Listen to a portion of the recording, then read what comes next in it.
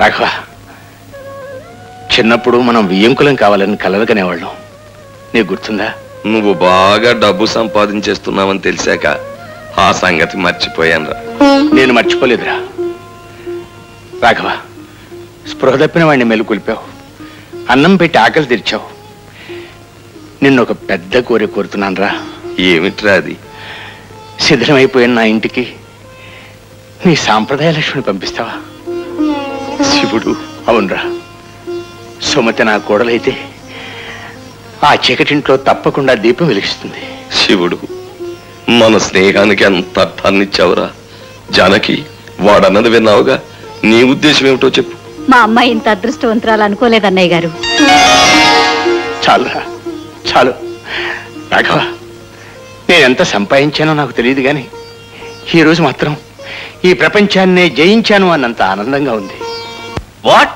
నాకు తెలియకుండా నా మ్యారేజ్ సెటిల్ చేసుకొచ్చారా? ఇది కేవలం నీ మ్యారేజే కాదురా, నా కొడుకు పెళ్లి కూడా. అందుకే నిశ్చయం చేసుకొచ్చాను. పెళ్లి కూతురు దేవుడు డాడీ? బాంబే, కల్కటా, ఢిల్లీ? కాదు తల్లి, ఆంగల కుదురు. అదెక్కడుంది? భారతదేశంలోనేనా? అవునమ్మా, నువ్వు పుట్టింది కూడా అక్కడే. పెళ్లి కూతురు తండ్రి నా చిన్ననాటి స్నేహితుడు. ఆయన ఏం బిజినెస్ చేస్తుంటారు డాడీ? వ్యవసాయం అమ్మా. ఆయనకి ఎంత పని ఉంది డాడీ? 2 పూటలా తిండి తినగలిగినంత. Non sense. అలాంటి వాడి కూతురు ఈ ఇంటి పని మనిషిగా వస్తుందేమో గానీ కోడలిగా మాత్రం రాదు. చూడు రాజ్యం, అదృష్టం కలిసి వచ్చి నేను ఇంత ఆస్తిపాస్తులు సంపాదించాను కాబట్టి సరిపోయింది. లేకపోతే మన ఇద్దరం ఏం చేస్తుండేవాళ్ళం? నేను కూలి పని, నువ్వు పాచి పని. అంచేత ఆస్తుల్ని బట్టి మనుషుల్ని అంచనా వేయకు. ఆస్తి లేకపోతే లేకపోయింది, కనీసం అమ్మాయి చదువుకుందా? ఆహా, ఏం చదువుకుంది డాడీ? పుట్టినింటి మంచితనం, మెట్టినింటి గౌరవం. మంచితనం ఉండొచ్చు, గౌరవించే గుణం ఉండొచ్చు, కానీ చదువు రాని ఆ మొద్దుని నా జీవిత భాగస్వామినిగా చేసుకోలేను. ఏరా, ఆఫ్టర్ ఆల్ ఒక పల్లెటూరు పిల్ల నా భార్య. No, how can I adjust with bloody country girl daddy? రేయ్, నేను చేసుకున్నప్పుడు మీ అమ్మ కూడా పల్లెటూరు ముద్దేరా. ఇప్పుడు స్లీవ్లెస్ జాకెట్స్, షిఫాన్ శారీసు. మధ్యలో నా ప్రస్థానం తెస్తారెందుకు? అబ్బాయికి పెళ్లి ఇష్టం లేదు, మానేయండి. వీల్లేదు, నేను మాటిచ్చాను. ఈ పెళ్లి జరిగి తెరవలసిందే. లేదా స్వార్జితమైన నా యావదాస్తిని ఏ అనాథ శరణాలయానికి రాసి పారేస్తాను. అప్పుడు అంతస్తులు పట్టుకుని వేళ్లాడే మీరందరూ వీధులు అడుక్కుతుందరు. కానీ అన్నయ్య అన్నయ్య ఇప్పుడు ఎలా? మమ్మీ, నేను ఈ పెళ్లి చేసుకోకపోతే నిజంగానే మనకి ఆస్తి రాయడా? ఇవ్వనని చెప్పాడుగా, ఆయన పెద్ద క్రాక్. నిజంగానే అనాథలకు రాసేస్తాడు. ఒరే అన్నయ్య, నేను 30,000 అప్పు చేశాను. డాడీ తెచ్చిన సంబంధం చేసుకురా. చేసుకుని ఆ పల్లెటూరు అంతా చావమంటారా? చేసుకోకపోతే అందరం చేస్తాంరా. మమ్మీ చెప్పినట్టు మన ఇంట్లో పని మనిషిలో పడుంటుంది. డాడీ సంతోషం కోసం ముందు తాళి కట్టే. Please please. బాబు కదా, చేసుకోరా. నేను చెప్పింది వినరా. ప్లీజ్ అన్నయ్య, చేసుకోరా. ప్లీజ్ చేసుకోరా. ఓకే ఓకే, మీ సుఖ సంతోషాల కోసం నేను ఈ త్యాగం చేస్తాను. జానకి, మనం అనుకున్నవన్నీ సరిగ్గా వచ్చాయో లేదో చూసుకో. మళ్ళీ రేపు పెళ్లినాడు అది లేదు ఇది లేదు అని సతాయిస్తే ఊరుకునేది లేదు. ఉన్న లోటు కళ్ళకు కనిపిస్తుంటే అన్నీ ఉన్నాయని అబద్ధం ఎలా చెప్పమంటారండి? ఇప్పుడు లోటేమొచ్చిందో? ఆడపడుచు నెత్తిన అక్షంతలు చల్లాల్సిన అన్నయ్య ఆశీస్సులండి. జానకి.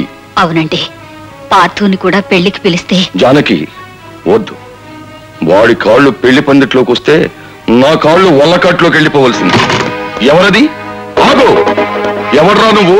పెళ్లి వాళ్ళు ఇల్లు దోచుకోవాలని వచ్చావా?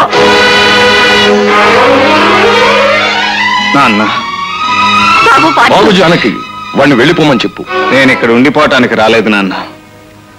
ఈ గడప తొక్కటానికి వీల్లేదని నువ్వు శాసించిన ఆడపడుచు పెళ్లి వైభవంగా జరగాలన్న ఆశతో ఈ డబ్బు ఇవ్వటానికి వచ్చాను.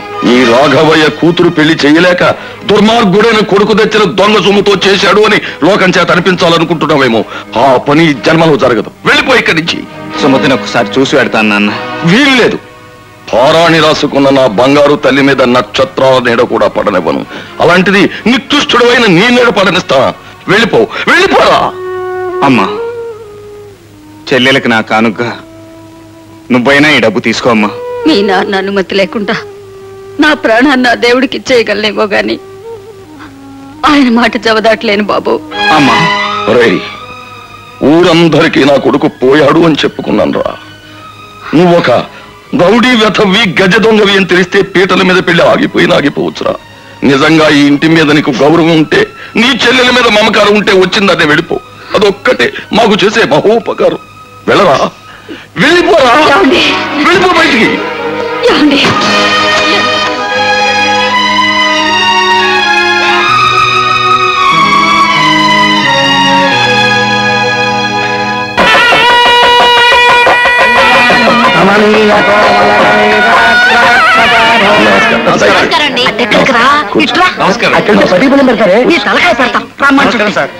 ఏమిటి నాయనమ్మ నా పెళ్లి కూడా ఈ సీజన్ లో చేసేవే. ఇప్పుడు నీకు పెళ్ళేమిట్రా? నేను బాగా ముదిరిపోయానే, నాకన్నీ తెలుసు. నాయనమ్మ ఇప్పుడు చేయకపోతే ముదిరిన పిల్లలు పడతారా తర్వాత? నాయనమ్మ అనుకో ఎవరో పెద్ద మనుషులు.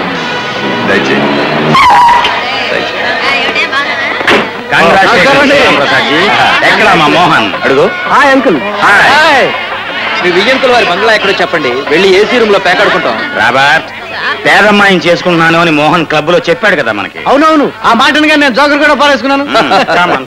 సార్ పెళ్ళవగానే నా మరద డాన్స్ ప్రోగ్రామ్ ఉందని మైక్ లో చెప్పండి సార్, లేకపోతే జనం భోజనాలు అవగానే లేచిపోతారేమో. అలాగే చెప్పిస్తానండి, మీరేడు కూర్చోండి. ఫ్రీగా చూపిస్తామంటే మా ఊరి జనం అన్నం కూడా మానేసి చూస్తారు సార్. నేను వచ్చింది అందుకే. రండి రండి, పెళ్లి కూతురు తీసుకురండి. అన్నయ్య చూడకుండానే నా పెళ్లి అయిపోతుందమ్మా. సుమతి, ఈ రోజు నుంచి అన్నయ్యని మమ్మల్ని అసలు ఇంటిని మర్చిపోవాలమ్మా. ఆడదాని జీవితమే అంతా. పుట్టింటి నుంచి పల్లకీలో బయలుదేరిన ఆడపిల్ల అత్తవారింటి నుంచి మళ్ళీ పాడి మీదే ఆఖరి ప్రయాణం చేయాలి. జేబీ గారు, తమరి ఫ్యాక్టరీ స్ట్రైక్ లో ఉన్నట్టుంది. సోమవారం నుంచి మోతేనా? నా ఫ్యాక్టరీ సంగతి నేను చూసుకుంటాను. Mind your business.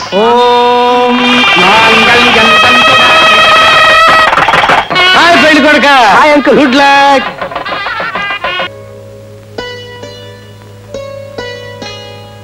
Oh yeah, నీ పేరేమిటి? Sumathi. What is this? Pinky అనో పప్పి అనో పెట్టుకోవచ్చుగా. మా ఊర్లో షావుకారు గారి కుక్కలకి పెట్టారండి ఆ పేర్లు. Is it? ఈ ఇంట్లో నీ స్థానం కుక్క కంటే ఎక్కువ అనుకుంటున్నావా? ఏమిటి, నా మొగుడు నన్ను కుక్క అంటున్నాడేమిటని తెల్లబోతున్నావా? లేదండి, భార్య భర్తలో సగభాగం అంటారు. నన్ను మీరు కుక్క అంటే? షడప్, చదువుకుందాను అనుకున్నాను. మాటకు మాట చదివించడం కూడా వచ్చన్నమాట. నాకు చదువు రాదని ఇష్టపడ్డం లేదా? చదువే కాదే, నీ దగ్గర సంస్కారం కూడా లేదు. చదువు రాని మొద్దు నా దృష్టిలో ఒక గంగిరెద్దు. నా ఫ్రెండ్స్ కు పరిచయం చేయాలన్నా కూడా మోడర్న్ గా బ్రతకడం చేత కాని పల్లెటూరు మొద్దువే. ఏమండి, నేను పెద్ద చదువులు చదివి ఉండకపోవచ్చు, కానీ ఆడదానికి కావలసిన సిగ్గు, అభిమానం, ఆప్యాయత, పవిత్రత, భర్త మీద గౌరవం ఇవన్నీ ఉన్నాయి. అవి చాలవా మీతో కాపురం చేయడానికి? చాలవు. అవన్నీ నచ్చింది మా నాన్నకి. నువ్వు ఈ ఇంటికొస్తే ఈ ఇల్లు బాగుపడుతుందని, నన్ను మారుస్తావని, నా దురలవాట్ల నుంచి నన్ను దూరం చేస్తావని ఆయన ఆశపడ్డాడు. దురలవాట్లు ఏంటని అడగవే? జీవితంలో పాలు పంచుకోవాలని పాలు తీసుకొచ్చిన భార్యతో మొదటి రాత్రి చులకనగా మాట్లాడే భర్తకు ఏ దురలవాట్లుంటాయో అర్థం చేసుకోలేనంత మూర్ఖురాల్ని కాదులేండి. కాదు కదా, వెరీ గుడ్. మా నాన్న ఈ ఆస్తి మాకు ఎక్కడివ్వడం అన్న భయంతో నీ మెళ్ళో తాళి కట్టాను. నీ మెళ్ళో తాళి కట్టినంత మాత్రం నా చూపు నీ మీద లేదు. మన పెళ్లికి గజ్జెగట్టి ఆట ఆడిందే సరోజ, ఆమె మీద మోహం కలిగింది నాకు. ఈ రాత్రికి శోభనానికి అక్కడికి వెళ్తున్నాను. ఏమండి, చేయదులు. పెళ్లికి మరో పేరు పాణిగ్రహణం, అంటే చేయి పట్టుకోవటమే. నా భాషలో తాళికి మరో పేరు ఎగ తాళి చేయడం. ఏమండి,